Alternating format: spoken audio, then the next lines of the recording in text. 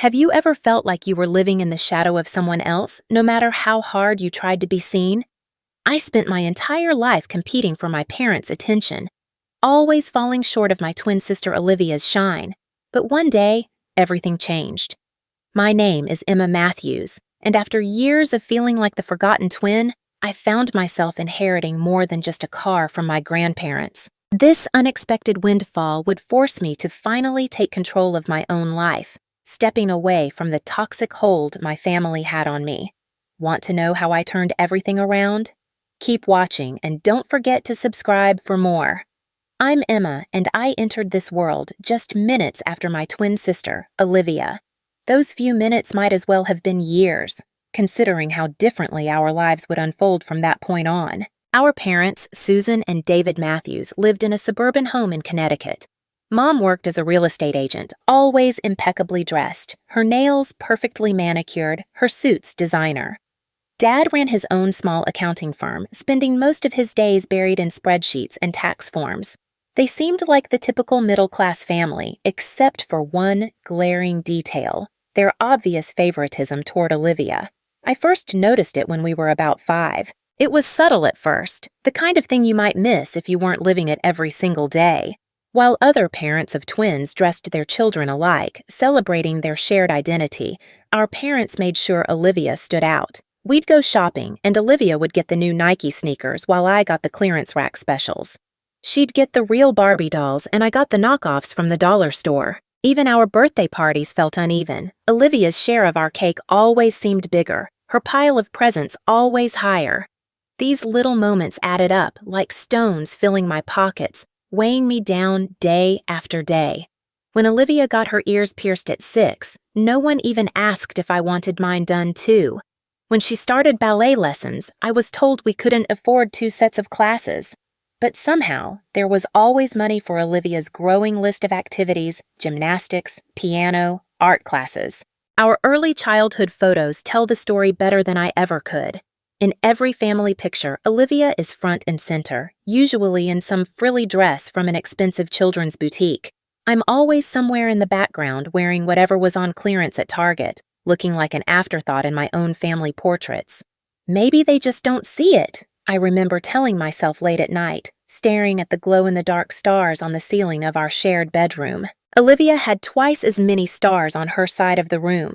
Even the universe above our beds played favorites. The worst part wasn't the material differences kids can survive without designer clothes and fancy toys. It was the way they looked at her, compared to how they looked at me. When Olivia spoke, they leaned in, hanging on every word. When I spoke, their eyes would drift, already moving on to something else, to someone else, always to Olivia. As we approached school age, I held on to hope that things would change. Maybe once we were in school, with teachers and other adults involved, our parents would see us both equally. Maybe they'd realize that having twins wasn't a burden, but a blessing. Maybe they'd finally see me. I remember standing outside our house that first morning, Olivia and I in our new uniforms. Mom was taking pictures. For once, we looked identical. Same plaid skirt, same white blouse, same navy cardigan. I thought maybe this was the start of something different. "Girls, smile!" Mom called, but her eyes were fixed on Olivia. "Olivia, honey, tilt your head a little to the right. Perfect!" The familiar ache returned in my chest. Even in identical clothes, she found ways to make Olivia shine brighter. Our classroom was bright and cheerful, with alphabet charts on the walls and tiny desks arranged in neat rows. Miss Thompson, our teacher, sat us alphabetically, Matthews and Matthews side by side. I was thrilled. Finally, someone who would treat us the same. But after school, the old patterns returned, stronger than ever. Mom's silver SUV would pull up to the curb, and what happened next became a daily routine, twisting the knife deeper each time. "Emma, go straight home and start your homework," Mom would say, barely glancing at me as I climbed out of the car. Then she'd turn to Olivia with a bright smile. "Ready for dance class, sweetheart?" Off they'd go to ballet on Mondays, piano on Tuesdays, art class on Wednesdays, gymnastics on Thursdays, and drama club on Fridays. I'd watch them drive away, then walk into our empty house, the silence my only companion. I threw myself into my studies, thinking that maybe, just maybe, if I got perfect grades, they'd notice me. I'd sit at the kitchen table, methodically working through math problems, practicing spelling words, reading ahead in our textbooks. The house would stay quiet for hours until I'd hear the garage door open, followed by Olivia's excited chatter about her latest achievement, with Mom's proud responses echoing through the halls. "Mom, I got an A+ on my history test," I said one evening, holding up my paper. "That's nice, dear," she replied distractedly, helping Olivia unpack her dance bag. "Olivia, show Dad the new routine you learned today." I kept trying. Every perfect score, every teacher praise, every gold star, I collected them like precious gems, hoping one day they'd be enough to make my parents' eyes light up the way they did for Olivia. Then came the night that changed everything. I was 12, heading to the kitchen for a glass of water after finishing my homework. Their voices drifted up from the den, where they often sat after Olivia went to bed. I normally ignored their late-night conversations, but something made me stop this time. "Sometimes I wonder if we made a mistake," Dad was saying, his voice heavy with something I couldn't identify. "What do you mean?" Mom asked. "Having twins? Olivia would have been enough. She's everything we could want in a daughter. But two of them—" "I know what you mean," Mom sighed. "Olivia's special. She's meant for great things. But Emma? She's just there. We would have been fine with just Olivia." The glass slipped from my hand, but I caught it before it could shatter. I wished I could catch my heart just as easily. In that moment, everything crystallized. The years of trying to earn their love, of hoping things would change. It all seemed so foolish now. They didn't want me. They never had. I was the unwanted twin, the extra daughter, the one they wished they didn't have. After that night, something shifted inside me. I stopped seeking approval and instead focused entirely on my studies. Turns out, freedom from constantly trying to please my parents cleared my mind in ways I never expected. My grades, already good, became exceptional. "Excellent analysis, Emma," Mr. Peterson said one day in English class, holding up my essay on The Great Gatsby. "Class, this is exactly the kind of deep thinking I'm looking for." I could feel Olivia tensing up beside me, her pencil tapping against her desk in that aggressive way it did when she was angry. I kept my eyes forward, but I could see her face turning red from the corner of my eye. Similar scenes played out in other classes. Math, science, history. It didn't matter. The more the teachers praised my work, the more Olivia seethed. It came to a head in chemistry when Mrs. Rodriguez asked me to tutor other students. That evening, I heard Olivia's voice from downstairs. "Mom, the teachers are being mean to me. They always praise Emma and make me look bad. They're doing it on purpose." The next day, Mom stormed into school, designer handbag swinging, heels clicking against the linoleum floors. I watched from the hallway as she marched into Principal Williams's office, where they'd called in Mrs. Chin, our class teacher. "I want to know why your teachers are discriminating against my daughter," Mom demanded. Mrs. Chin, bless her, stayed calm and professional. "Mrs. Matthews, let me show you something."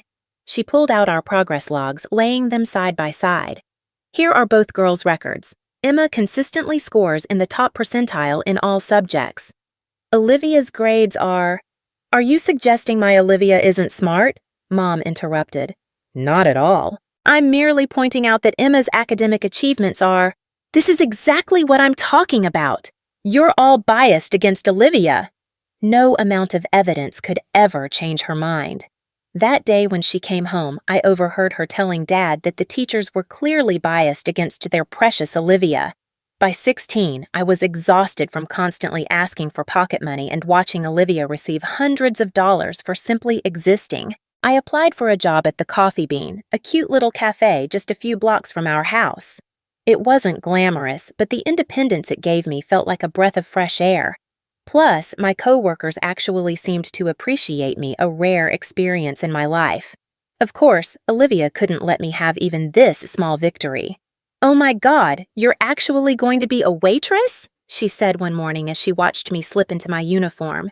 "That's so common. Mom, can you believe Emma's actually going to serve people food?"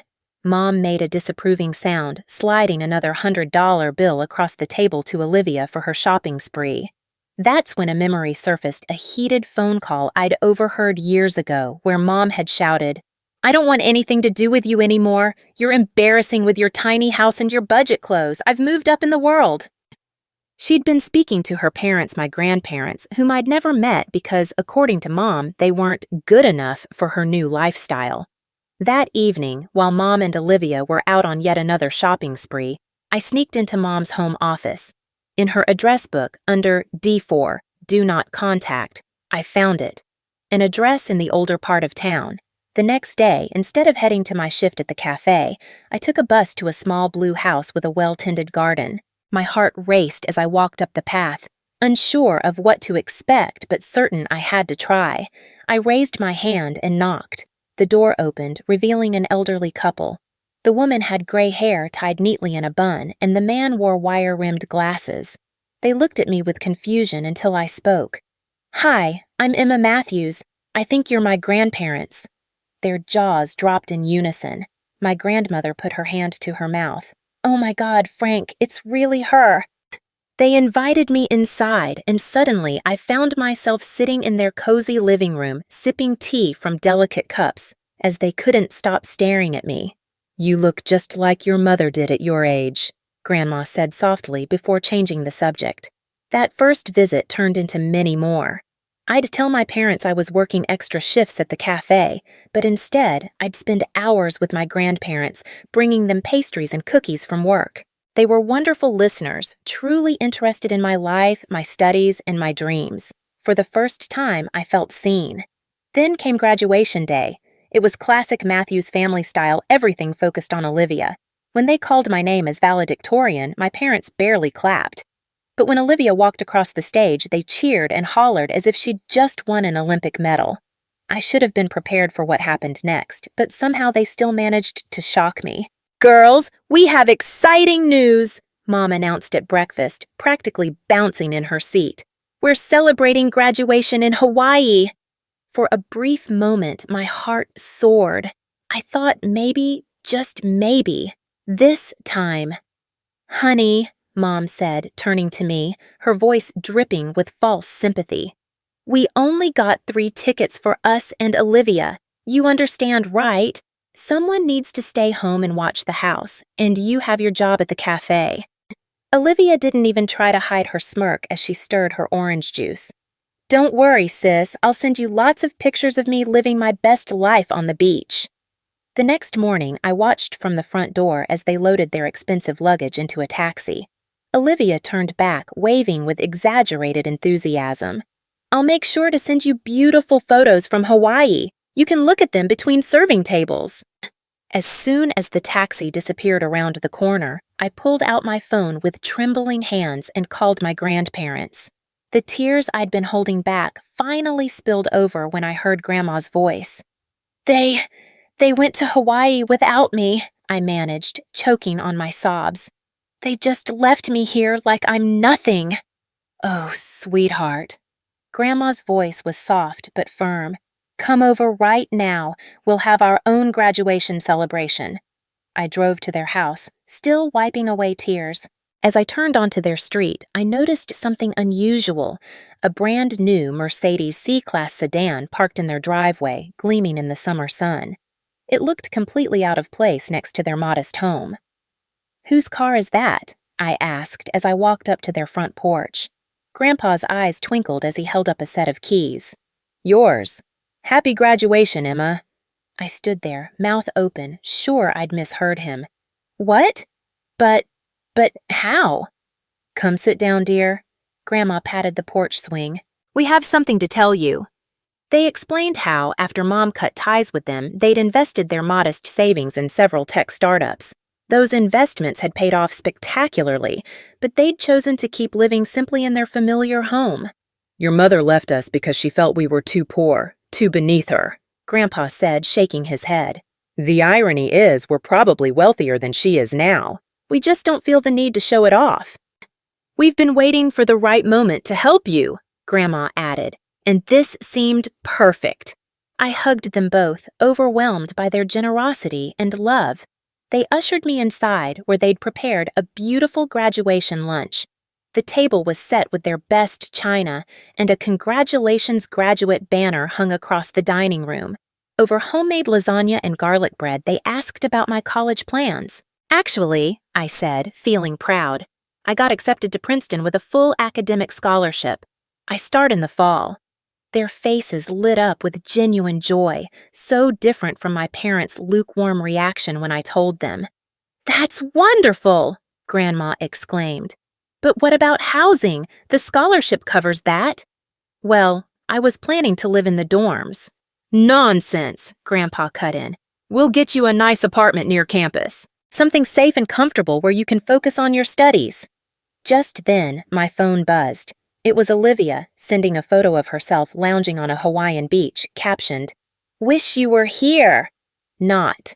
I looked at the message, then at my grandparents' faces, then at the keys to my new car sitting next to my plate.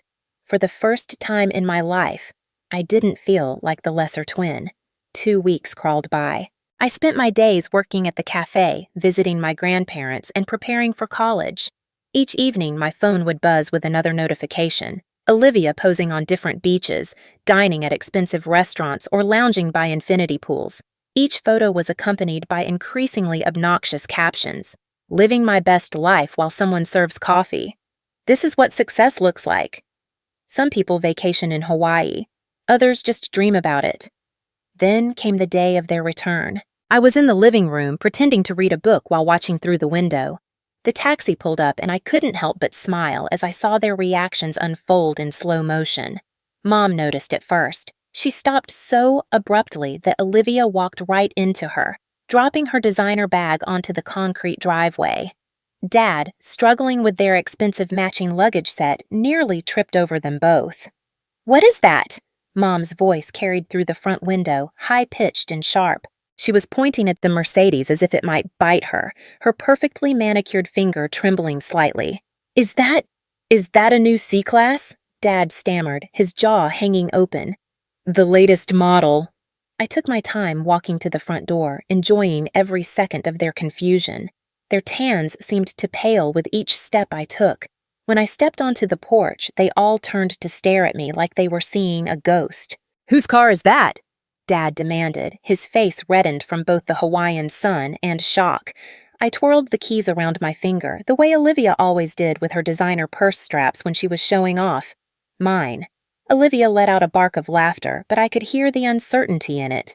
"Yeah, right. Like you could afford that on your waitress salary." "What did you do? Steal it? Rob the cafe? Or are you just parking it for some rich customer?" "Actually," I said, savoring each word like the expensive chocolates they'd never shared with me, "it was a graduation gift from Grandma and Grandpa." The color drained from Mom's tan face so fast I thought she might faint. "What? You know your parents? The ones you were too embarrassed to talk to because they were too poor? Those grandparents?" Dad turned to Mom so fast I thought he might get whiplash. "Susan, call your parents right now." His voice had that same demanding tone he used when ordering at restaurants. Mom's hand shook as she pulled out her phone, her French manicure catching the sunlight. She didn't even bother with pleasantries when Grandma answered, putting the phone on speaker without realizing it. "Where did you get the money for that car?" she demanded, her voice echoing in our front yard. I could hear Grandma's voice through the phone, calm and slightly amused. "Oh, hello to you too, dear. Enjoying your expensive vacation? I saw all the lovely photos Olivia posted. The Royal Hawaiian Hotel looks lovely this time of year." "Don't change the subject. How could you afford to buy Emma a Mercedes?" "Well, sweetheart," Grandma's voice dripped with satisfaction. "It seems you underestimated us. Those embarrassing parents you were so ashamed of, we're quite comfortable now. More than comfortable, actually. We're rich." Mom's demeanor shifted in an instant, her voice dripping with sweetness. "Mom, I've been thinking, maybe it's time to put the past behind us. Family is everything, right?" "Is it?" Grandma's voice was cold, laced with skepticism. "And speaking of family," Mom's eyes darted to Olivia, who was already preening. "You have another granddaughter who'd love to get to know you. She could really use a nice car, something a bit more special." Grandpa's laughter crackled through the phone. "You mean the granddaughter you just took to Hawaii while leaving Emma alone?" That one? Mom's face flushed a deep red. That's not, look, as grandparents, you should treat the girls equally. They're the same age, after all. It's only fair they get the same gifts. Grandma's voice sharpened. That's rich coming from you, Susan. Parents should love their children equally, too. But that's never been the case in your house, has it? The line went dead. Mom stared at her phone for a long moment before turning to me, her expression hardening. Emma, you need to give that car to your sister. Excuse me? I couldn't believe what I was hearing. Olivia needs a good car for college, Dad chimed in, his voice taking on a rehearsed edge. She got accepted to State University. She needs reliable transportation. You're just working at that cafe. You don't need anything this fancy. Olivia was already moving toward the Mercedes, her hand stretched out like she was entitled. Give me the keys, sis. You know I'd look better driving it anyway. I couldn't help myself. I laughed. The audacity of it all was too much. This is my car, I said firmly, and I'm not giving it to anyone. Dad stepped forward, his face a shade of red I hadn't seen before. If you don't give that car to your sister right now, you can leave this house. Funny you should say that, I replied, walking to the Mercedes. I popped the trunk, revealing my packed suitcases and boxes. I'm ready to leave. Their mouths hung open as I pulled an envelope from my purse and held it up. Oh, and by the way, I won't be serving coffee much longer. I got accepted to Princeton on a full scholarship. Olivia's shriek could probably be heard 3 blocks away. Mom stumbled backward as though I'd slapped her. Dad just stood there opening and closing his mouth like a fish gasping for air. I slid into my car, the leather seats creaking with that newness I had fought for. Through the windshield, I could see their faces, their perfect family image shattering in front of their eyes. The last few weeks of summer spent at my grandparents' house were the happiest I'd ever known. Every morning, I woke to the smell of Grandma's coffee and Grandpa humming softly as he read the newspaper. No walking on eggshells, no competing for attention, no feeling like a shadow in my own family. Just peace. Moving to Princeton was bittersweet. I hugged my grandparents goodbye, promising to call every day, and drove off in my Mercedes, carrying everything I owned. The road to New Jersey felt like crossing from one life into another, leaving my past behind and stepping into my future. Grandparents had found me a charming little apartment just 10 minutes from campus. It wasn't flashy, but it was worlds away from any dorm room. Hardwood floors, tall windows, and even a small balcony perfect for studying. They insisted on paying the rent, despite my protests. Wanting some independence, I got a part-time job at a nearby coffee shop. Ironically, I was still serving coffee, but this time it was my choice, not out of necessity. My coworkers were mostly students, and for the first time, I found myself surrounded by real friends. One Sunday afternoon, about a month into the semester, Grandma called with some interesting news. Your parents showed up at our door yesterday, she said casually. My heart skipped a beat. What did they want? Oh, the usual. Susan was all smiles and fake apologies, asking about our financial situation and hinting about Olivia's upcoming birthday. Your father kept looking around at the house, probably trying to figure out how much money we have. What did you tell them? Grandpa's voice chimed in. We told them we'd already decided what to do with our money, Grandma replied. It's all going to you. I could imagine their stunned faces. How did they take that? Let's just say Susan's smile didn't look so genuine after that. Grandma chuckled. We asked them not to come back. That evening, I blocked their numbers and all their social media accounts, Olivia's too. I knew what would come next. Sudden outpourings of love, regret, and offers to start over as a family. But I didn't need that kind of family anymore. Now, sitting in my constitutional law class, taking notes, and actually enjoying the material for the first time in my life, I think about that little girl who used to pray for her parents' love. I wish I could tell her that she'd find something better. Not just love, but respect, support, and the freedom to be herself. My phone buzzes quietly in my pocket. Probably my study group confirming our meeting later. Or maybe it's Jake, that cute guy from psychology class who keeps asking to get coffee. Not at my cafe, thankfully. It's such a normal life now. No drama, no comparisons, no feeling like I'm not enough. Just me, my studies, my friends, and my future stretching ahead of me full of possibilities. What would you do if the family you thought you knew turned out to be nothing like you imagined? That's exactly what happened to me. For most of my life, I had been the invisible twin, living in the shadow of Olivia's perfection. My parents, obsessed with her achievements, never spared a second for me. But everything changed when I finally stood up for myself, and the truth began to unfold. I realized something. I wasn't just a daughter in my family. I was someone with my own story, my own worth. But I also had to come to terms with the fact that sometimes the people closest to us aren't the ones who truly see us. For so long, I chased their approval, but when I finally stopped trying to earn their love, I began to see the real me. And, surprisingly, it was enough. The real test came when my grandparents stepped in. For the first time, I found the love and acceptance I had been searching for, not from my parents, but from the people who truly valued me. When they offered me support, I took it. I let go of the false narrative that had been forced upon me for years. But that choice didn't come without its own challenges. When I left my parents behind, they tried to claw their way back into my life, but it was too late. I had found a new path. My success wasn't theirs to take credit for anymore. So, what about you? Can you relate to feeling invisible in your own family? How far would you go to reclaim your voice and your worth? Let me know your thoughts in the comments. Don't forget to like and subscribe for more stories that inspire real change.